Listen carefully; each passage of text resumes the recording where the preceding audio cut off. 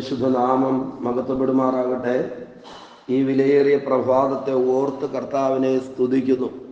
ഇന്ന് രാവിലെയും പ്രാർത്ഥനയോടെ തിരുവചനം കേൾക്കേണ്ടതിന് നമ്മെ തന്നെ ദൈവകരങ്ങളിലേക്ക് ഏൽപ്പിക്കാം. ഈ രാവിലെയുള്ള ചിന്തയ്ക്ക് വേണ്ടി 32-ാം സങ്കീർത്തനം അതിൻ്റെ 8-ാം വാക്യം വായിക്കുന്നു. സങ്കീർത്തനങ്ങൾ 32-8. ഞാൻ നിന്നെ ഉപദേശിച്ച് നടക്കേണ്ടുന്ന വഴി നിനക്ക് കാണിച്ചു തരും. ഞാൻ നിന്റെ മേൽ ദൃഷ്ടി വച്ച് നിനക്ക് ആലോചന പറഞ്ഞു തരും. പ്രിയരെ, അനുഗ്രഹിക്കപ്പെട്ട സങ്കീർത്തന വാക്യത്തെ ഓർത്ത് കർത്താവിനെ സ്തുതിക്കാം. ഈ രാവിലെ തിരുവചനത്തിൻ്റെ നന്മകൾ നമ്മുടെ ജീവിതത്തിൽ മഴ പോലെ പെയ്തിറങ്ങട്ടെ. ദൈവം എന്താണ് തൻ്റെ ഭക്തന്മാർക്ക് വേണ്ടി, തൻ്റെ മക്കൾക്ക് വേണ്ടി ചെയ്യുന്നത് എന്ന് ഈ വാക്യത്തിനകത്ത് രേഖപ്പെടുത്തിയിരിക്കുകയാണ്.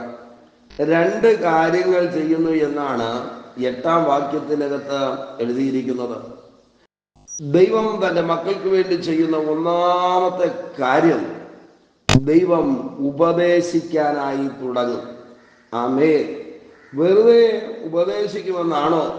അല്ല, നടക്കേണ്ടുന്ന വഴി നിനക്ക് കാണിച്ചു തരത്തക്ക നിലയിൽ ദൈവം ഉപദേശിക്കും. പ്രിയരെ, നമ്മളെല്ലാവരും ജീവിതത്തിൽ വഴിയാത്രികരാണ്. വാസ്തവത്തിൽ ഏതെങ്കിലുമൊക്കെ വഴിയെ നമ്മൾ മുന്നേറിയാൽ എത്തേണ്ട ഇടത്ത് എത്തുവാൻ ഒരു നാളും കഴിയത്തില്ല. എന്നാൽ ലക്ഷ്യസ്ഥാനത്ത് എത്തണമെങ്കിൽ നിശ്ചയമായിട്ടും നടക്കേണ്ടുന്ന വഴിയെ നമ്മൾ നടക്കുക എന്ന് പറയുന്നത് വളരെ വളരെ വളരെ പ്രധാനപ്പെട്ടതാണ്. പലപ്പോഴും നമ്മൾ ആഗ്രഹിക്കുന്ന വഴിയിലൂടെ ആയിരിക്കത്തില്ല ദൈവം നമ്മളെ നടത്തുന്നത്. നമ്മൾ ചിന്തിക്കുകയോ സ്വപ്നം കാണുകയോ ചെയ്യുന്ന വഴികളിലൂടെ ആകണമെന്നില്ല ദൈവം നമ്മെ മുൻപിലേക്ക് കൊണ്ടുപോകുന്നത്. ഇസ്രായേൽ ജനത്തെ കനാൻ ദേശത്തിലേക്ക് എത്തിക്കേണ്ടതിന് വേറെ വഴി ഉണ്ടായിരുന്നിട്ടും ദൈവം തന്റെ ജനത്തെ ചെങ്കടലിലൂടെ നടത്തുവാനിടയായി തീർന്നു. എന്തുകൊണ്ടാണ് ദൈവം ചെങ്കടലിലൂടെ ഈ ജനത്തെ വഴി നടത്തുവാനിടയായി തീർന്നത്? ഈ യാത്രയുടെ നടുവിൽ ചെങ്കടലുണ്ട് എന്നറിഞ്ഞിട്ട് കൂടി, ശൂർ മരുഭൂമി ഉണ്ടെന്ന് അറിഞ്ഞിട്ട് കൂടി, മാറ അവിടെ കിടപ്പുണ്ടെന്ന് അറിഞ്ഞിട്ട് കൂടി ദൈവം ഈ വഴിയെ അവരെ കൊണ്ടുപോകുവാനുള്ള പ്രധാനപ്പെട്ട കാര്യം ഇതാണ്. ചെങ്കടലിനും ശൂർ മരുഭൂമിക്കും മാറയ്ക്കുമൊക്കെ പരിഹാരം വരുത്തുവാൻ കരുത്തുള്ളവനാണ് ദൈവമെന്ന് ഇവരെ അറിയിക്കുക. ദൈവത്തിന്റെ വല്ലഭത്വം അതാണ്. അപ്പോൾ ഞാൻ പറഞ്ഞത്, ദൈവം തന്റെ ജനത്തെ ദൈവത്തിൻ്റെതായ പദ്ധതിക്കനുസരിച്ചുള്ള വഴിയെ നടക്കേണ്ടതിന് ഉപദേശിക്കുന്ന ദൈവമാണ്. എത്രയോ പ്രാവശ്യം പല നിലകളിൽ ദൈവാത്മാവ് നമ്മോട് ആലോചനകളെ അറിയിച്ചിട്ടുണ്ട്. എന്തിന്? ദൈവഹിതങ്ങൾ നമ്മിൽ നിറവേറേണ്ടതിന്, ദൈവിക വഴികളിലൂടെ നാം മുന്നേറേണ്ടതിന്, ഏതെങ്കിലും നിലയിൽ ഏതെങ്കിലും വഴിയിൽ ജീവിച്ചു പോകുവാനല്ല ഈ ആയുസ്സിൽ ദൈവം നമ്മെ വിളിക്കുകയും വേർതിരിക്കുകയും ചെയ്തത്. ദൈവം നമ്മോട് ആവശ്യപ്പെടുന്ന, ദൈവം നമുക്ക് കാണിച്ചു തരുന്ന, ദൈവം നമ്മോട് കൽപ്പിക്കുന്ന വഴികളിലൂടെ മുന്നേറേണ്ടതിന് ഈ ദിവസങ്ങളിൽ നമുക്ക് ദൈവകരങ്ങളിലേക്ക് ഏൽപ്പിച്ചു കൊടുക്കാമോ?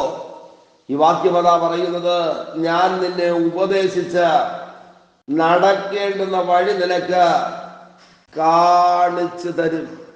എങ്ങനെ അടുത്ത സ്റ്റെപ്പ് വയ്ക്കണം, എന്ത് ചെയ്യണം, എങ്ങോട്ട് തിരിയണമെന്നറിയാതെ ജീവിതത്തിൽ പകച്ചു നിൽക്കുന്ന ആരെങ്കിലും ഉണ്ടെങ്കിൽ ഈ രാവിലെ ഈ തിരുവചനം കാതുകളിൽ പതിച്ചുകൊണ്ടിരിക്കുമ്പോൾ തന്നെ ദൈവിക ആലോചനകൾ നമ്മുടെ മുൻപിൽ വെളിപ്പെടട്ടെ.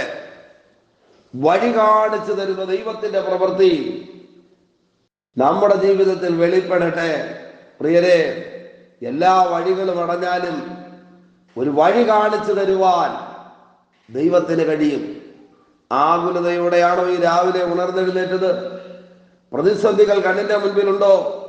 പ്രശ്നങ്ങൾ മല പോലെ ഒന്നിനു പിറകെ ഒന്നായി ഭാരമായി നിലനിൽക്കുന്നെങ്കിൽ നിശ്ചയമായിട്ടും ദൈവം നമുക്ക് സഹായകനായി വഴികാട്ടിയായി വെളിപ്പെടുന്ന ഒരു നല്ല പ്രഭാതമായി തീരട്ടെ.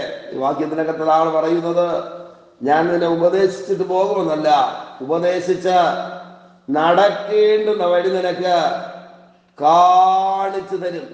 ചിലത് ദൈവം കാണിച്ചു തരുന്ന ഒരു നല്ല ദിവസമായി തീരട്ടെ. ആമേൻ. മരുഭൂമിയിലൂടെ നടന്നു പോകുന്ന ഹാഗറ് നീരുറവ കണ്ടു എന്ന് തിരുവചനം എഴുതിയിരിക്കുന്നു. മോറിയ മലയിലേക്ക് യാഗത്തിന് വേണ്ടി നടന്നു കയറിയ അബ്രഹാം കൊമ്പുകൾ വള്ളികളാൽ ചുറ്റപ്പെട്ട് കുരുങ്ങിക്കിടക്കുന്ന ഒരാട്ടുകുട്ടിയെ കണ്ടു എന്ന് തിരുവചനം എഴുതിയിരിക്കുന്നു. പ്രിയരെ, ഇന്ന് അനുഭവിക്കുന്ന സകല പ്രതിസന്ധികൾക്കും ഒരു വഴി കാണിച്ചു തരുവാൻ നമ്മുടെ ദൈവത്തിന് കഴിയും. ദൈവകരങ്ങളിലേക്ക് ഏൽപ്പിക്കാമോ? രണ്ടാമത്തെ കാര്യം, നിന്റെ മേൽ ദൃഷ്ടി വച്ച് നിനക്ക് ആലോചന പറഞ്ഞു തരും. ഓരോ നിമിഷവും കണ്ണെടുക്കാതെ, ഓരോ നിമിഷവും നോക്കിക്കൊണ്ട് എന്ത് ചെയ്യണമെന്ന്, എങ്ങോട്ട് തിരിയണമെന്ന്, ഏത് കാര്യത്തിനകത്ത് ഇടപെടണമെന്ന് ഒരു നല്ല ആലോചനക്കാരനായിട്ട് കൂടെ ഇരിക്കുവാൻ കഴിയുന്ന മഹാദൈവത്തെയാണ് ഈ തിരുവചനത്തിനകത്ത് എഴുതിയിരിക്കുന്നത്. ഇന്ന് പ്രഭാതത്തിൽ ദൈവകരങ്ങളിലേക്ക് ഏൽപ്പിച്ചു കൊടുക്കാമോ? നാമേ നിന്റെ മേൽ ദൃഷ്ടി വച്ച് നിന്നെ നോക്കി ആലോചന പറയുന്ന ദൈവം. ആമേൻ. നമുക്കറിയാം, അഭിപ്രായം പറയുന്ന ധാരാളം പേർ നമ്മുടെ ചുറ്റുമുണ്ട്. അങ്ങനെ ആയിരുന്നെങ്കിൽ, ഇങ്ങനെ ആയിരുന്നെങ്കിൽ, അത് ചെയ്തെങ്കിൽ, ഇത് ചെയ്തെങ്കിൽ എന്നൊക്കെ പറഞ്ഞ് പല നിലയിൽ അഭിപ്രായം പറയുന്ന ധാരാളം പേർ നമ്മുടെ ചുറ്റുമുണ്ട്. എന്നാൽ ഈ വാക്യത്തിനകത്ത് എഴുതിയിരിക്കുന്നത് നമ്മുടെ ദൈവം അഭിപ്രായം പറയുമെന്നല്ല, ആലോചനക്കാരനായി മാറുമെന്ന്. ദൈവം ആലോചനയിൽ വലിയവനും പ്രവൃത്തിയിൽ ശക്തനുമെന്ന് തിരുവചനം എഴുതിയിരിക്കുമ്പോൾ ഈ രാവിലെ രണ്ട് കാര്യങ്ങൾ ആമേൻ ഉപദേശിച്ച് വഴി കാണിച്ചു തരും. ദൃഷ്ടി വച്ച് ആലോചന പറഞ്ഞു തരും. ആ ബലമുള്ള കരങ്ങളിലേക്ക് ഈ പ്രഭാതത്തിൽ നമ്മെ തന്നെ ഏൽപ്പിച്ചു കൊടുക്കാമോ? വലിയ ദൈവപ്രവൃത്തി നമ്മിൽ വെളിപ്പെടട്ടെ. സർവശക്തൻ നമ്മെ സഹായിക്കട്ടെ. നമുക്കൊരുമിച്ച് ദൈവത്തോട് പ്രാർത്ഥിക്കാം.